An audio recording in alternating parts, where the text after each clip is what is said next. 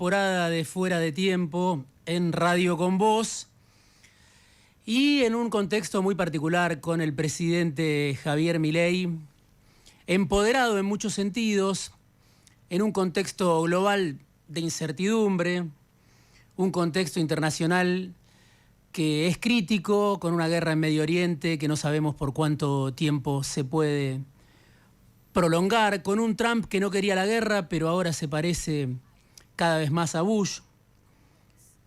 Una guerra que ninguno de los vecinos de Israel quería, una guerra de la que no se sabe cuál es el objetivo principal que tiene Trump, pero que por supuesto tiene réplicas a nivel global.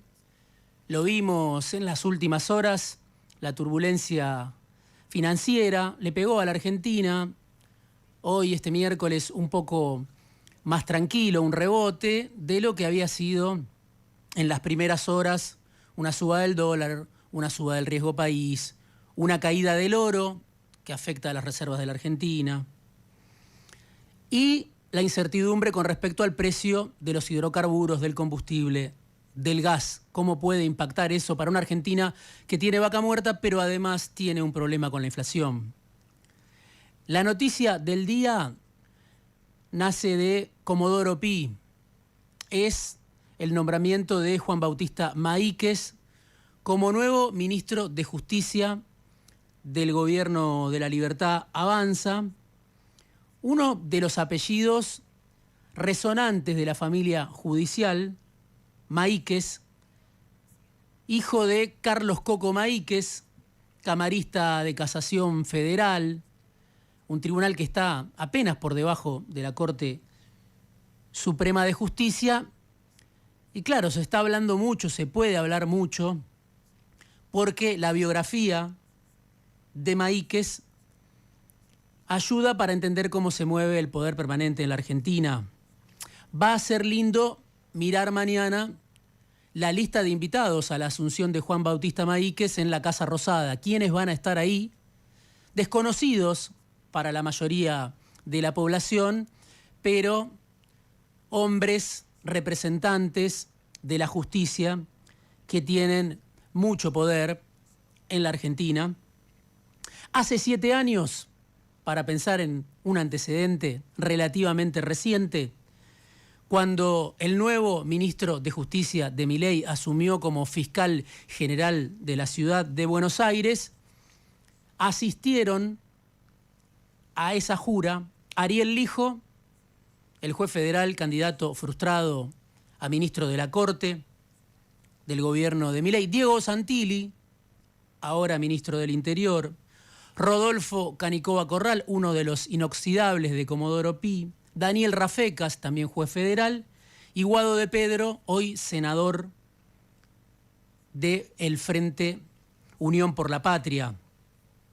Detrás de Maíquez, de Juan Bautista, el nuevo ministro de Justicia de Milei, está el padrino Daniel Angelici, padrino político del nuevo ministro de Justicia, el que en su momento lo acercó al macrismo y lo convirtió en el jefe de los fiscales de la ciudad. Hay mucho para pensar con el paso al frente que da Daniel Angelici, aliado a Karina Milei, pero la gran ganadora de esta jornada, de estas horas, es Karina Milei, que da un nuevo golpe sobre la mesa del poder interno del gobierno y del poder en la Argentina. Karina Milei concentra con esto poder como nunca y le arrebata a Santiago Caputo, el asesor estrella, una colina que Caputo se había reservado para él. No solo Karina pone a Juan Bautista Maíquez como ministro de Justicia, sino que pone al viceministro Santiago Viola, el apoderado de la Libertad Avanza, muy ligado a la hermana del presidente, y en esos dos nombramientos, con esos dos nombramientos, desplaza a Sebastián Amerio, el actual viceministro, hasta hace unas horas, viceministro de Justicia, que en realidad manejaba el ministerio, porque sabemos Cunio Libarona era una figura decorativa. Karina pone 2 hombres propios y le arrebata no solo que le gana a Santiago Caputo en la disputa por quedarse con el ministerio, sino que expulsa a un hombre de Santiago Caputo que era en la práctica el verdadero ministro de Justicia, Sebastián Amerio. Una pregunta que flota en el aire, que resuena en algunos pasillos de la Casa Rosada, pero también en ámbitos del poder, es si Karina Milei quiere echar a Santiago Caputo del gobierno. Los que vieron la transmisión oficial del discurso de Milei desorbitado, desquiciado y desatado el domingo pasado, bueno, se dieron cuenta de que era muy difícil encontrar a Santiago Caputo en la transmisión oficial. Una transmisión oficial accidentada por la pelea con la oposición, por el rol de Victoria Villarruel. Pero Caputo, más importante que Victoria Villarruel, fue el gran ausente de esa transmisión oficial. Casi no se lo vio, apenas algunas imágenes que no fueron difundidas de manera oficial. Exactamente lo opuesto de lo que había pasado un año atrás, cuando Santiago Caputo se peleó con Facundo Manes y casi que eclipsó el discurso de Javier Milei en la apertura de sesiones ordinarias. ¿Hay que seguir esa pelea? Pueden ser, quizás, no lo sabemos, horas de definiciones. Detrás del nombramiento del ministro de Justicia puede haber una tensión que se agrava, una tensión que electrocuta. Así la definen desde el gabinete de los Milei. La tensión que hay entre Karina Milei y Santiago Caputo. Muchas preguntas porque si Santiago Caputo se ve obligado a dar un paso al costado, a retirarse o lo siente como un golpe, como una humillación, si rompe con el gobierno de los Milei, en realidad es Karina la que rompe con Santiago Caputo y lo margina de un área que pretendía para sí. La pregunta es si rompen con Santiago Caputo los empresarios de medios que hoy juegan con el gobierno de Milei, muy poderosos y que tienen una relación de sociedad prácticamente con Santiago Caputo. Dato central para este momento, un momento en el que el presidente casi no habla de casta. Bueno, encontró un nuevo enemigo, los empresarios, algunos empresarios, porque otros están muy mimetizados con el gobierno de la extrema derecha, pero el dato central con el nombramiento de Maíquez es que los Milei pactan con la casta judicial. Por este apellido, Maíquez, que sirve para explicar mucho de cómo se mueve la política, el poder judicial, cómo el poder judicial impacta e incide en la política que ven las mayorías, porque los Maíquez son capaces, por ejemplo, de viajar en un avión privado del Grupo Clarín a la mansión de Joe Lewis en Lago Escondido, junto con directivos del Grupo Clarín como Jorge Rendo, el canciller de Héctor Manieto, o Pablo Casay, el sobrino de Héctor Manieto. Viajaron hace algunos años, quedaron inmortalizados en ese vuelo que pagó el Grupo Clarín. Iban los Maíquez, iban otros miembros de la justicia, Julián Ercolini, por ejemplo. Iban los Maíquez, iban los directivos del Grupo Clarín, pero así como los Maíquez pueden viajar en el avión de Clarín, pueden festejar también el cumpleaños de Coco Maíquez, el patriarca, en una mansión que se le atribuye a Pablo Tobillino, la mano derecha del Chiqui Tapia. Por eso, en este movimiento de Karina Milei, sale Santiago Caputo perdedor, pero se abre también un mundo de posibilidades para los Milei. ¿Qué quiere Karina? ¿Qué quiere el presidente? Se habla de que el primer mandamiento va a ser nombrar 200 jueces que están pendientes de designación desde que asumió el gobierno de La Libertad Avanza, por distintos motivos. Eso no lo hizo, no lo pudo hacer, no lo supo hacer Cunio Libarona.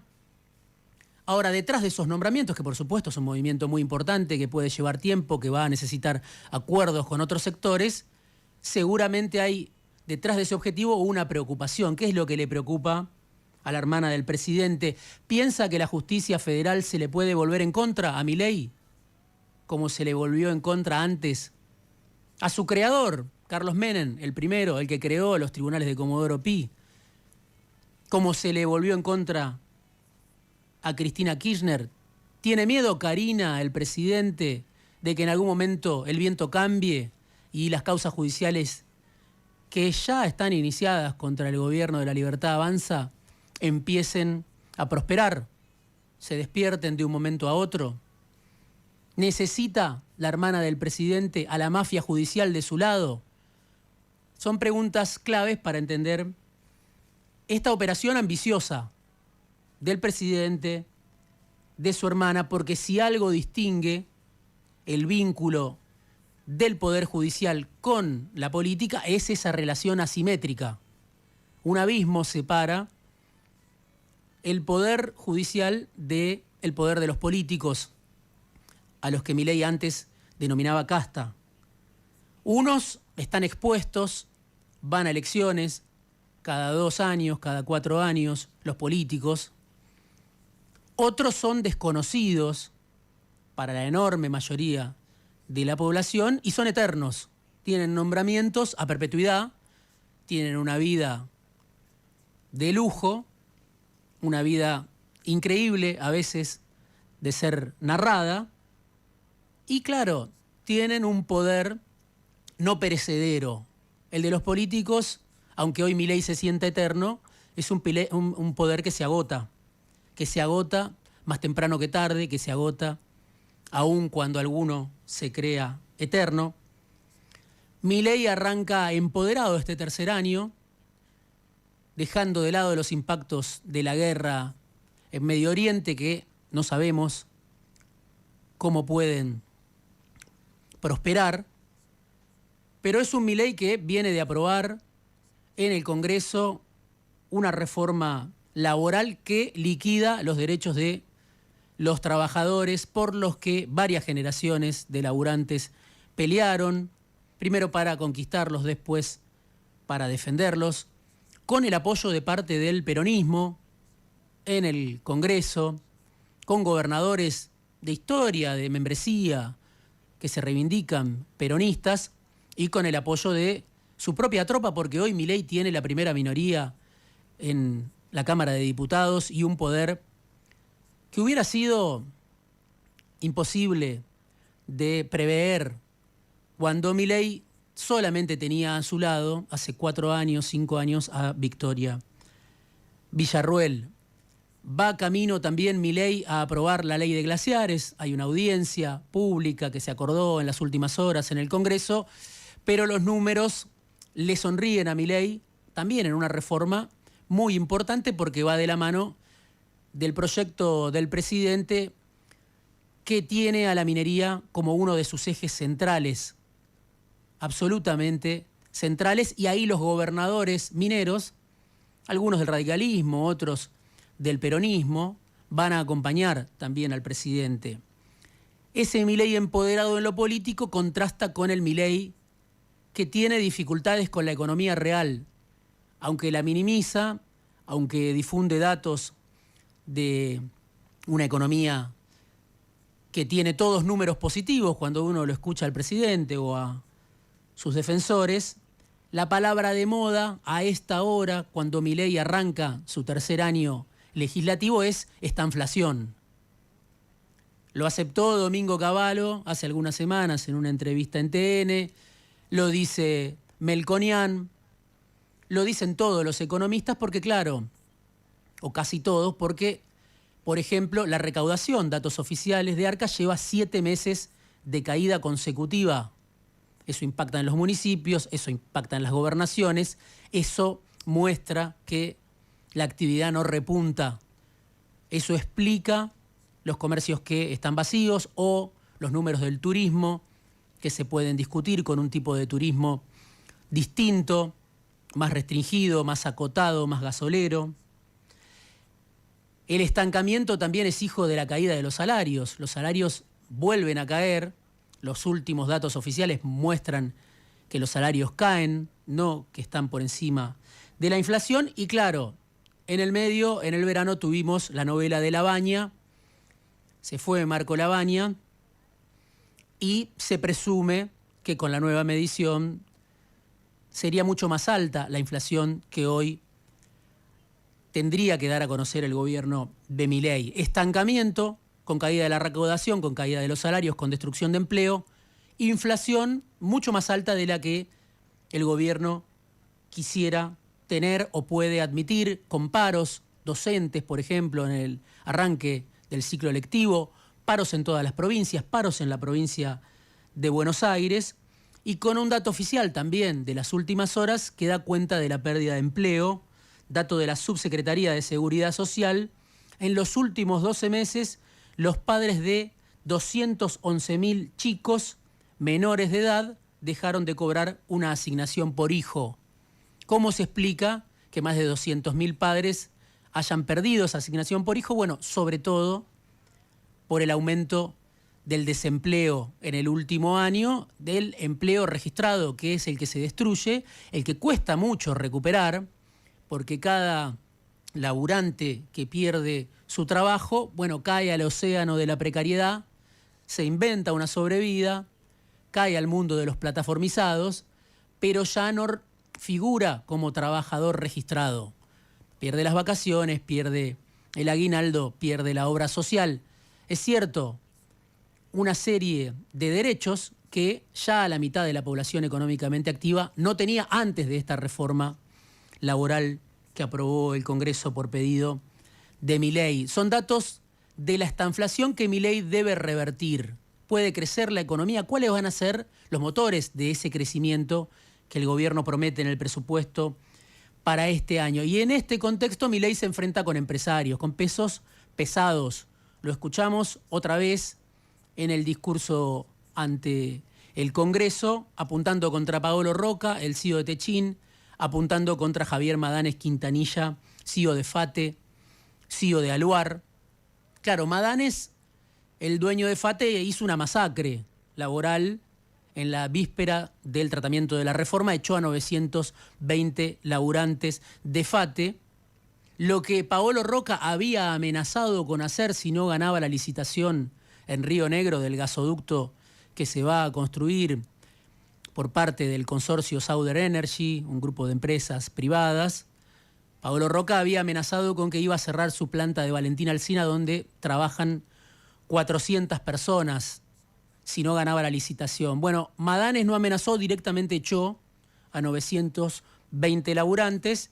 Hay razones de la caída de las ventas, por supuesto, la apertura de las importaciones en el sector del neumático es muy fuerte, la caída de la actividad, de las ventas en el mercado doméstico, pero echar 920 laburantes de un día para el otro, bueno, Milei lo llamó extorsión, se lo puede llamar de mil maneras, pero es directamente un golpe de un empresario al que no le importan para nada los trabajadores que tiene en la empresa, ni la realidad que tengan que afrontar a partir de hoy. En ese contexto está la pelea de Milei con los empresarios. Hoy la UIA en las últimas horas hizo un comunicado hablando de una situación crítica, hablando de lo que pasa en las provincias, poniendo de relieve el peso de la industria en el PBI, en la recaudación, en el empleo, pero casi que diciendo compartimos el modelo del gobierno de Milei, solamente pedimos respeto, como dice Martín Rapalini, el presidente de la UIA, que Techin sentó ahí en el sillón más importante de la entidad empresaria. Milei ya no habla de casta, parece que la tiene domada, tiene un acuerdo, un pacto con la casta judicial, eligió a estos empresarios como nuevos enemigos. Alguien que fue durante gran parte de su vida empleado del poder económico, del grupo Eurnequian, que vino a cumplir con todo el pliego de mandamientos de las élites empresarias, se muestra de a ratos en modo kirchnerista, señala a Roca, señala a Madanes. Cuando habla parece que quiere colgarlos de la plaza pública, los culpa del desempleo, los culpa de los precios altos, los acusa de golpistas. Trata de disimular el presidente que suyo, este gobierno, es el gobierno de los ultrarricos. Fuera de tiempo. Una mirada propia. Diego Genú.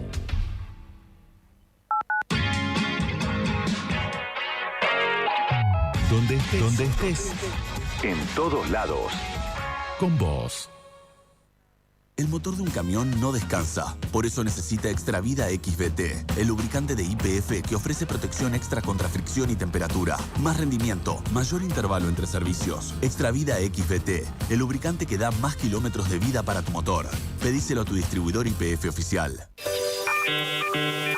¿Internet en tu empresa a veces parece de los 90? En ZTech te asesoramos con las mejores prácticas y dejamos todo listo para que tus conectividades funcionen como tu empresa se merece. ZTech. Vos te enfocás en tu negocio, nosotros en que todo funcione. Conoce más en ztech.com.ar. Tronador, botellones de agua y sifones de soda para tu casa. Dispenser frío-calor para tu empresa. Búscanos en redes sociales como Agua Tronador o llamanos al 4201-2627. Te hidratás, ahorrás y le compras a una pyme. Tronador, de todas, la mejor. El VPH es una infección muy común. 8 de cada 10 personas tendrán contacto con él. Aunque puede causar ciertos tipos de cáncer, es prevenible. La vacunación contra el VPH está incluida en el calendario nacional desde los 11 años. Infórmate más en quesvph.com. Es un mensaje de MSD. Donde estés. En todos lados. Con vos. Propulsider. Soluciones metálicas para sus techos. Fuera de tiempo. Una hora para saber por dónde.